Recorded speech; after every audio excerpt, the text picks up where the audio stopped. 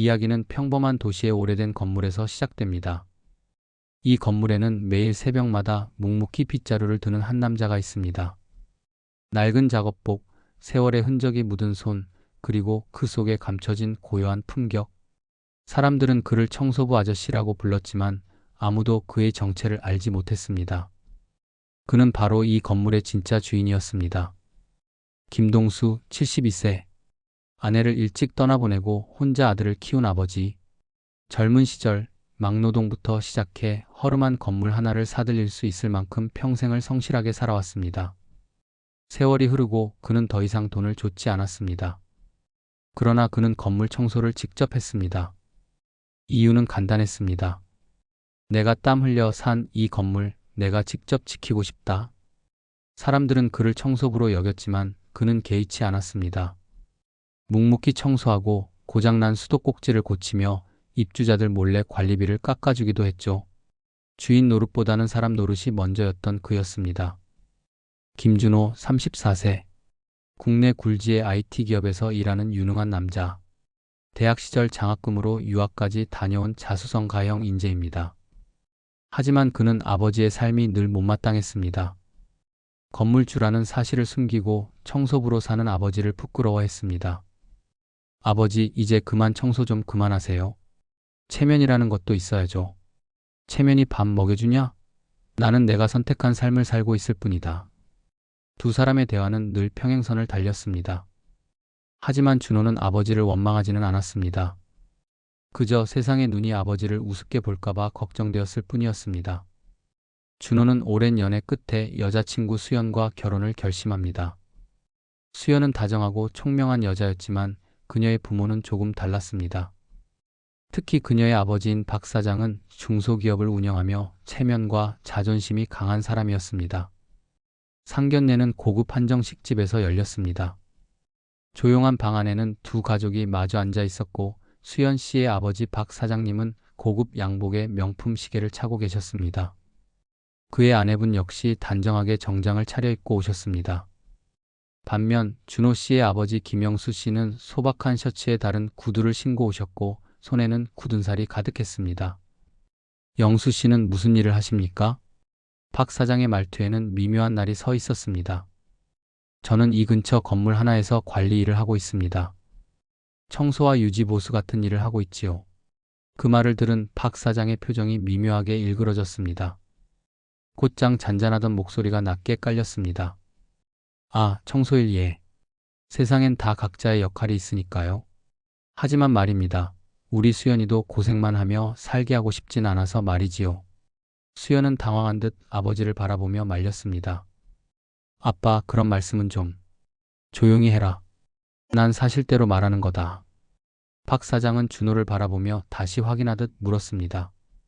준호 군은 직장도 아직 안정적이지 않다 들었는데 맞습니까? 준호 씨는 불편한 표정으로 고개를 끄덕였습니다. 네. 이제 막 전직해서 새롭게 시작하고 있는 단계입니다. 하지만 최선을 다해. 최선이 중요한 게 아니라 결과가 중요하지요. 세상은 이상과 현실이 다르니까요. 그때 김영수 씨가 조용히 입을 열었습니다. 제가 가진 건 많지 않지만 우리 아들은 사람을 속이지 않고 남을 무시하지도 않습니다. 그건 제가 살아오면서 가장 중요하게 여겨온 가치입니다. 순간 방 안의 공기가 뚝 떨어졌습니다. 박 사장의 눈빛에는 짜증이 담겼고 아내는 조용히 한숨을 쉬며 물컵을 내려놓으셨습니다. 글쎄요, 결혼은 집안과 집안이 만나는 거니까요. 사람 됨됨이만으로는 부족한 점도 많습니다. 그날 상견례는 불편한 분위기 속에서 끝났습니다. 밖으로 나오는 길, 영수는 말없이 하늘을 바라보셨습니다. 어쩌면 이미 예상하고 계셨는지도 모르겠습니다. 자신의 손에 밴 냄새보다 세상이 가진 편견이 더 지독하다는 것을요. 며칠 후 박 사장은 중소기업 사무실 입주 상담을 위해 한 건물의 관리사무소를 찾으셨습니다. 사업 확장을 위해 좋은 위치의 건물을 물색 중이셨고 마침 시세보다 저렴한 건물이 있다는 정보를 들으셨던 겁니다. 로비에 들어선 그는 정돈된 환경을 보고 만족한 듯 고개를 끄덕이셨습니다. 이 정도면 꽤 괜찮군. 관리 상태도 좋고. 그러다 청소를 하던 남성을 보고 걸음을 멈추셨습니다. 저 사람 어디서 봤더라? 얼굴을 자세히 들여다보는 순간 남자가 고개를 들었습니다. 눈이 마주쳤습니다. 박 사장님, 여기서 뵙게 될 줄은 몰랐습니다. 며칠 전 상견례 자리에서 청소부 주제라며 무시했던 바로 그 남자 영수였습니다. 손에는 여전히 걸레가 들려 있었고 앞치마는 땀에 젖어 있었지만 눈빛은 단단하게 빛나고 있었습니다. 아, 그게 혹시 여기 근무하시나 보네요. 박 사장은 당황한 듯 말을 흐리셨습니다. 그때 사무실 문 옆에 붙어 있는 명패 하나가 그의 눈에 들어왔습니다. 소유주 김영수. 소유주? 회장님이셨군요. 영수 씨는 조용히 웃으며 걸레를 내려놓으셨습니다. 이 건물 10년 전에 어렵게 마련했습니다. 청소는 제가 직접 점검할 겸 하는 일입니다. 손이 편하거든요. 박 사장님의 얼굴이 사색이 되었습니다. 그동안 자신이 깔보았던 사람이 사실은 자신이 입주를 희망하던 건물의 주인이었던 것입니다. 아, 회장님, 정말 죄송합니다. 그날은 정말 제가 몰라 배웠습니다. 무례하게 굴었던 점 사과드립니다. 그 말들은 진심이 아니었습니다. 진심이 아니었다면 진심은 무엇이었습니까? 영수의 말에 박 사장은 아무 대답도 하지 못하셨습니다. 사람이 어떤 일을 하느냐보다 어떻게 살아왔느냐가 더 중요하다고 생각합니다. 그걸 모르시고 그날 저에게 가정교육이 어쩌니 사람 됨됨이가 어쩌니 말씀하셨지요. 박 사장은 고개를 푹 숙인 채 한동안 말을 잇지 못하셨습니다. 그제야 자신이 평생을 돈과 지위로 사람을 판단해왔다는 사실을 비로소 깨닫기 시작하신 듯 했습니다. 며칠 뒤 박 사장은 다시 한번 김영수 씨를 찾아오셨습니다. 이번에는 정중한 자세였습니다. 입주 계약은 물론 자녀들의 결혼도 긍정적으로 다시 이야기하고 싶다고 말씀하셨습니다. 김 회장님, 저희 수연이와 준호 군 좋은 인연 같습니다. 그날은 제가 경솔했습니다. 다시 생각해보니 두 사람을 떼어놓을 이유가 없더군요. 영수 씨는 박 사장의 말을 조용히 들은 뒤 조심스럽게 입을 여셨습니다. 박 사장님, 제 아들은 귀하의 사위가 되기 위해 사는 사람이 아닙니다. 저는 아이들에게 언제나 사람을 있는 그대로 존중하라고 가르쳐 왔습니다. 하지만 그날 사장님께서 저에게 하신 말과 태도는 단순한 오해라고 보기엔 너무 뚜렷했습니다. 박 사장의 얼굴에 당혹스러움이 번졌습니다. 제가 많이 부족했습니다. 회장님, 그래도 기회를 한 번만. 제 건물에 입주하시겠다면 사업 이야기로만 오십시오. 가족의 일은 이제 제 아들에게 맡기겠습니다. 하지만 제 마음은 그날 이후로 이미 정리가 되었습니다.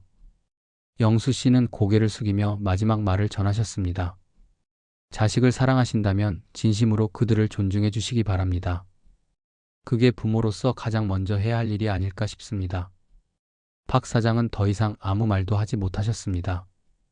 그 자리에서 천천히 일어나 깊이 고개를 숙이고 돌아가셨습니다. 그날 이후 준호 씨는 아버지를 다시 보게 되었습니다.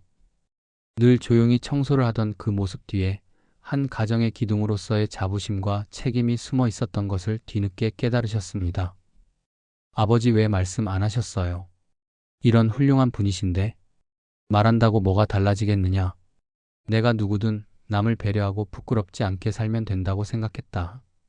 준호 씨는 고개를 숙이며 눈시울을 붉히셨습니다. 그동안 아버지를 너무 평범하게만 여겼던 자신이 부끄러우셨던 겁니다.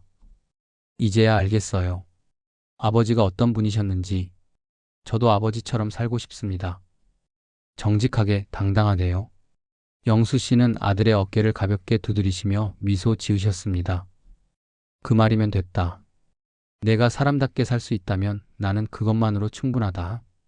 한편 수연은 박 사장의 달라진 모습을 보며 조용히 눈물을 흘리셨습니다.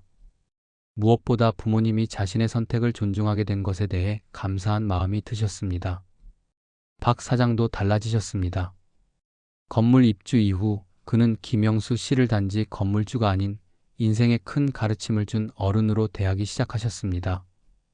회장님, 언젠가 저도 회장님 같은 아버지가 되고 싶습니다. 그게 진짜 성공이라는 것을 이제야 알겠습니다. 건물의 로비.